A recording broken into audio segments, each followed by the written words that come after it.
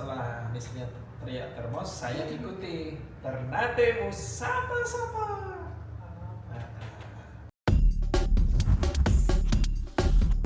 Halo semuanya, kembali lagi dengan Termos, Ternatemo Sapa-sapa.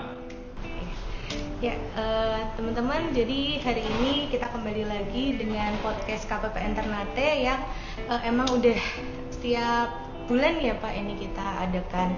Dan hari ini untuk edisi Februari 2025 saya kedatangan tamu spesial nih, yaitu Bapak Roykan selaku Kepala Kantor KPPN Ternate. Selamat malam Bapak, bagaimana kabarnya? Malam Nisrina, baik. Ya, alhamdulillah. Ya, sebelumnya terima kasih ya Pak sudah meluangkan waktunya untuk berbagi pengetahuan kepada Sobat Ceria pada malam hari ini.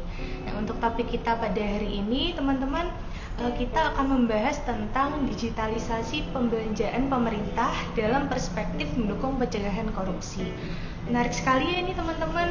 Nah, saat ini untuk DJPP sendiri memang sudah mulai masuk ke era digitalisasi ya teman-teman. Karena kan untuk era digitalisasi ini merupakan sebuah era yang dinamis dan terus berkembang. Nah, untuk DJPP sendiri sudah punya 3 platform digital untuk pembelanjaan pemerintah. Teman-teman udah tahu belum nih? Nah, yang pertama itu ada KKP, DigiPay, dan CMS. Mungkin sebelumnya bisa dijelaskan sedikit Pak terkait 3 platform milik DJPP ini?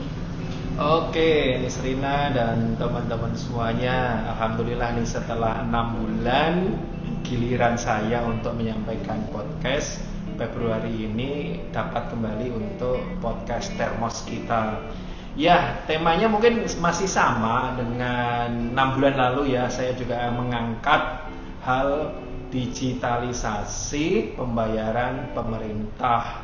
Nah, kali ini kita akan perdalam lagi kaitannya dengan upaya pencegahan korupsi. Nah, sebelum melangkah lebih jauh tadi Nisrina menanyakan apa itu kartu kredit pemerintah, apa itu DigiPay, dan apa itu CMS. Nah, untuk yang kartu kredit pemerintah sebenarnya ya bentuknya kartu kredit, fungsinya pun sama dengan kartu kredit.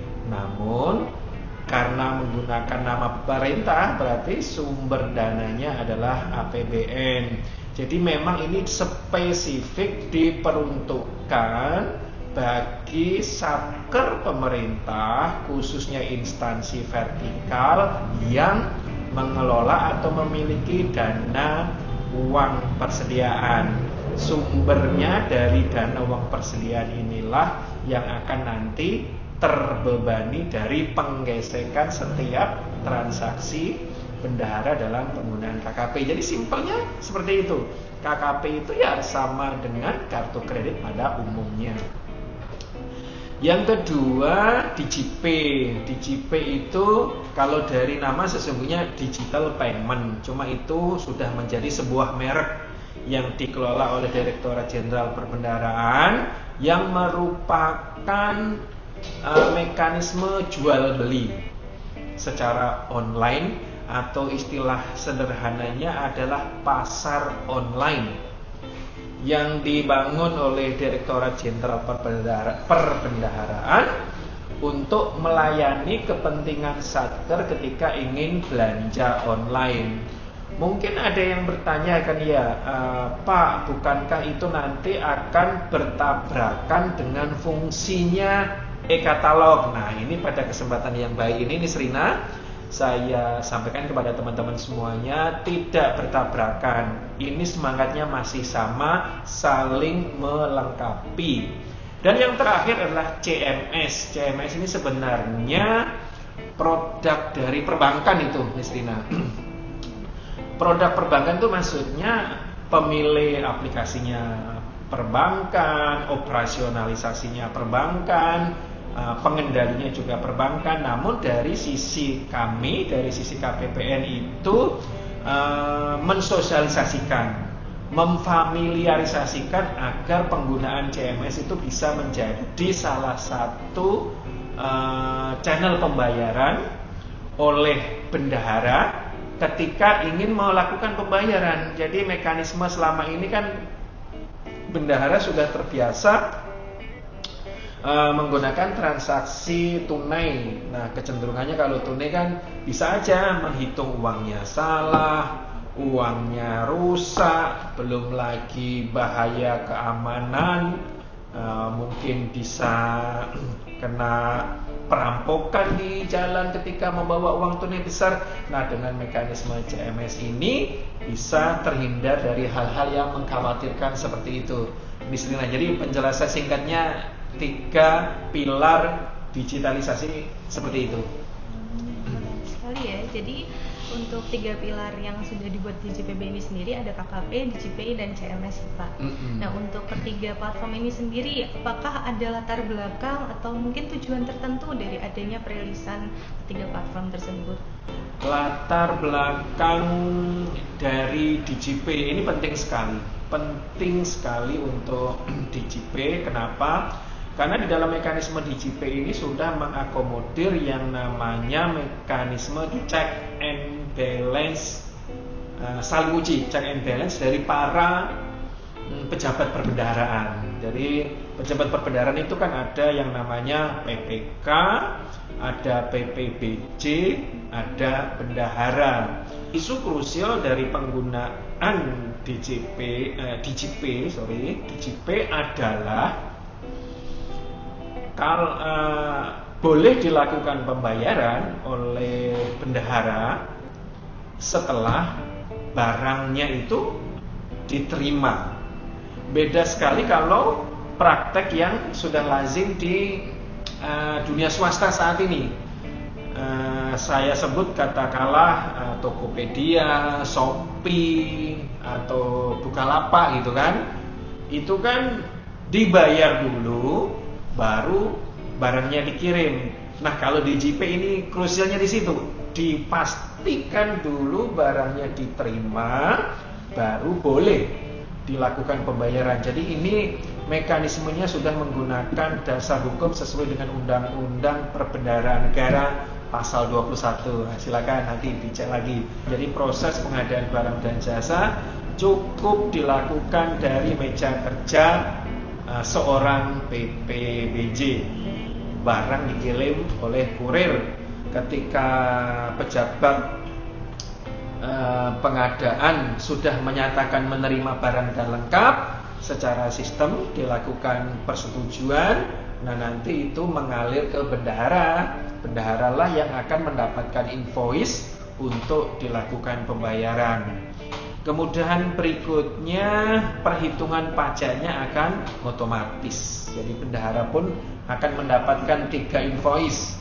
Invoice pertama kepada rekanan, invoice kedua mungkin PPN, invoice ketiga mungkin PPH. Kan memang harus dipisah nih, PPN dan PPH nggak boleh dalam satu invoice. Ketika dilakukan transaksi oleh bendahara, itu langsung membebani uang persediaan dan bukti-bukti pembayarannya bisa di-download kapan saja mau. Jadi kekhawatiran akan kehilangan bukti yang sering terjadi ketika kita belanja secara offline itu tidak terjadi ketika kita belanja online. Jadi itu latar belakang dan tujuan DJP. Bagaimana dengan KKP? Nah, ini lebih penting lagi. Kenapa ada KKP? Memangnya negara tidak bisa menyediakan uang persediaan? Ya, tentunya tidak seperti itu alasannya. Kalau ada pihak ketiga, yaitu perbankan, bersedia membayar terlebih dahulu atas tagihan-tagihan Satker, kenapa enggak? Toh ini merupakan hubungan mutualisme, saling menguntungkan. Pemerintah tidak perlu harus menyediakan fresh money dalam jumlah besar untuk uang persediaan, sedangkan pihak perbankan diuntungkan nantinya ketika seorang bendahara pengeluaran itu loyal berbelanja menggunakan rekening bank bersangkutan. Tentunya bank akan mendapatkan keuntungan tersendiri atas pembelanjaan-pembelanjaan yang dilakukan oleh Satker, oleh bendahara. Nah, yang ketiga, latar belakang CMS. Kalau CMS saya rasa ya sudah nggak zamannya lagi lah kita membayar menggunakan uang tunai. Sudah waktunya lah kalau bayar itu ya cukup ditransfer. Jadi praktis, ekonomis, menghemat waktu, bisa melakukan pembayaran dari tempat kerjanya seorang bendahara. Oke, begitu. Panjang ya penjelasan saya, Nisrina? Iya, panjang tapi menarik sekali Pak. Ini Siap. benar-benar menambah pengetahuan kita semua nih.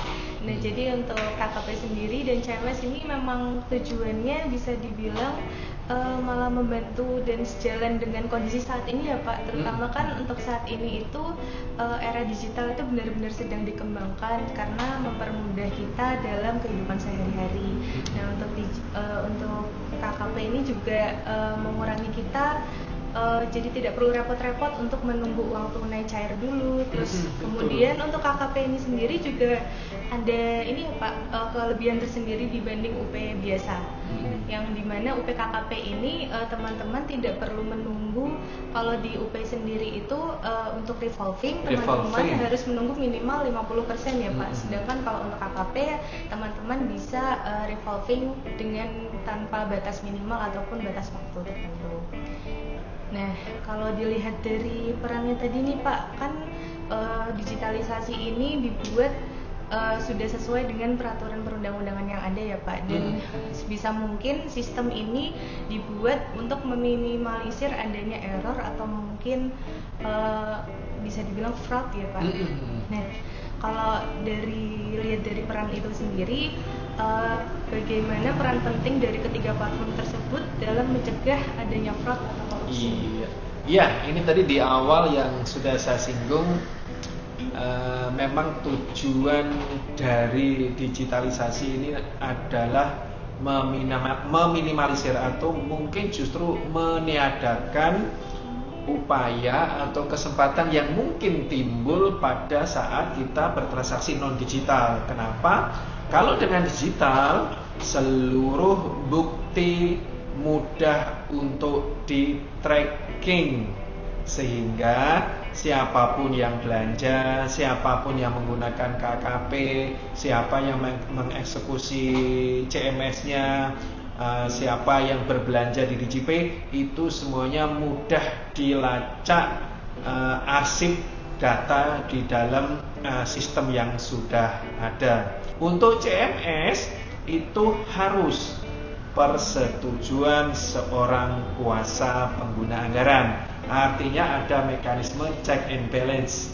Bendahara yang mengklik permintaan transfer, KPA lah yang menyetujui dilakukannya transfer. Kalau kedua pihak sudah sepakat, setuju, ini bisa tereksekusi apa yang sudah direncanakan oleh bendahara. Jadi sangat-sangat membantu mekanisme saling uji dari para pejabat perbendaharaan dalam bertransaksi menggunakan uang negara.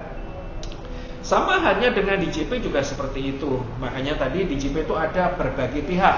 Jadi mekanisme screening pertama itu dilakukan oleh seorang PPK. Kalau PPK setuju, ya lanjut. Kalau enggak, ya bisa terhenti, ditolak oleh seorang PPK. Ketika seorang PPK setuju, itu akan memasuki mekanisme penerusan proses ke seorang PPBJ. Nah, di PPBJ ini barulah dilakukan mekanisme yang namanya negosiasi. Disinilah fungsi seorang PPBJ berperan. Dia memiliki hak untuk melakukan tawar-menawar dengan penjual. Ketika dilakukan deal, setuju, baru bisa dilanjutkan. Ini tahap ketiga PPK. Tahap selanjutnya adalah proses di pihak vendor, di pihak toko. Di toko juga seperti itu. Ada adminnya, ada penjualnya, ada kurirnya. Nah, di Satker ada juga yang namanya penerima barang. Biarpun nanti dalam prakteknya boleh dirangkap, tetapi batasan saling uji tetap harus independen, tidak boleh saling mempengaruhi. Contoh, apakah pemesan boleh dirangkap oleh penerima? Tentunya boleh, karena dia justru yang tahu persis dia memesan apa. Ketika barangnya datang, dia bisa tahu persis, oh iya, ini barang sesuai dengan kebutuhan saya. Namun di tengah-tengah itu tadi ada mekanisme pengecekan oleh PPK dan PPBJ, sekaligus bendahara pengeluaran bisa melakukan pembayaran ketika meyakini semua proses itu dilakukan oleh pejabat perbendaharaan. Itu saling uji atau tingkat penguncian agar mekanisme saling uji agar pihak-pihak yang memiliki niatan-niatan tidak bertanggung jawab bisa diminimalisir, sehingga potensi-potensi adanya fraud, adanya upaya-upaya untuk menguntungkan diri sendiri itu bisa dikecilkan sekecil mungkin gitu. Yang KKP mekanismenya memang diberikan kepada orang yang ditunjuk dalam sebuah surat keputusan. Jadi ketika seorang kepala kantor memutuskan bahwa si A sebagai pemegang kartu kredit, maka si pemegang kartu kredit ini bertanggung jawab secara pribadi. Artinya apa? Ketika sebuah tagihan itu tidak sesuai dengan ketentuan yang berlaku, maka seorang PPK bisa menolak tagihan tersebut, sehingga itu bisa dibebankan secara pribadi. Makanya untuk pendaftaran KKP itu diwajibkan untuk melampirkan fotokopi KTP dari pemegang kartu kredit, sehingga nanti ketika memang ada transaksi-transaksi di luar kewenangan seorang PPK, maksudnya di luar yang diperbolehkannya membebani APBN, maka PPK boleh menolaknya dan itu dibebankan kepada pribadi yang memegang kartu. Itulah, jadi mekanismenya sangat-sangat ketat dari ketiga produk ini. Saling uji antar pejabat sudah diakomodir dalam sistem digital ini.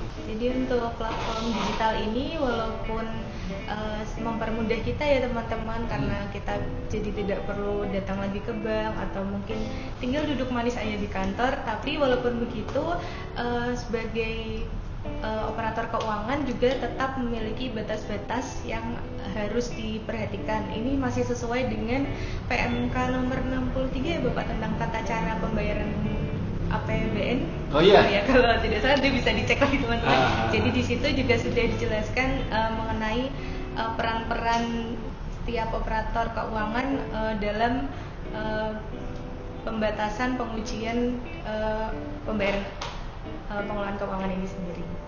Nah, untuk selanjutnya nih Bapak, apakah ada tantangan tertentu dalam mewujudkan kondisi tersebut, dalam mewujudkan kondisi di mana pencegahan korupsi ini bisa dilakukan?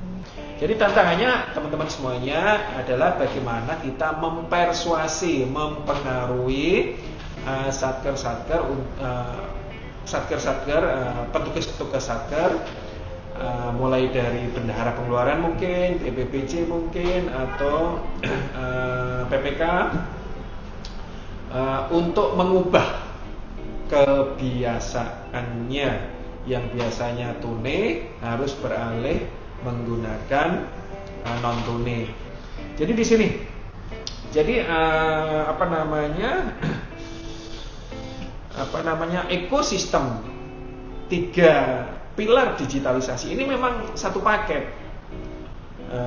DJP akan sukses ketika CMS-nya sukses dan KKP-nya bisa berjalan.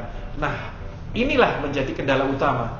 Kenapa? Kita nggak bisa menyukseskan hanya satu sisi. Tiga-tiganya harus kita sukseskan sekaligus. Artinya apa? Perjuangannya ya langsung tiga-tiganya. Satker harus kita persuasi, harus kita minta untuk mengimplementasikan tiga hal itu sekaligus. KKP tentunya untuk satker yang wajib KKP harus menggunakan KKP. CMS berarti semua, sepanjang dia bendahara pengeluaran, sepanjang dia mengelola uang persediaan, kami wajibkan untuk bertransaksi menggunakan CMS. Sedangkan untuk DJP sama halnya, itu belanja online. Jadi satker-satker juga harus sudah membiasakan untuk berbelanja online dengan cara kita mengcreate, kita menerbitkan sebuah surat ketentuan. Salah satunya adalah mensyaratkan ketika satker butuh LS bendahara pengeluaran itu harus ada transaksi CMS. Kalau satker butuh tambahan uang persediaan, kita minta ada transaksi di DigiPay. Ketika Satker terlambat menyampaikan kontrak, itu kita minta ada jumlah transaksi tertentu yang kita minta kepada Satker untuk dipenuhi.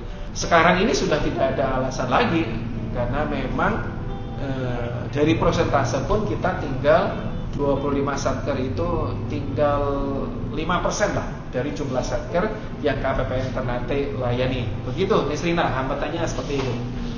Jadi untuk tantangan dari mewujudkan adanya platform digitalisasi ini sendiri memang mungkin masih untuk beberapa orang masih terhitung baru ya Pak, terutama untuk orang-orang yang masih terbiasa membawa uang tunai untuk membayar langsung, atau mungkin kadang di beberapa daerah juga ada yang masih terkendala untuk sinyal dan lain-lain.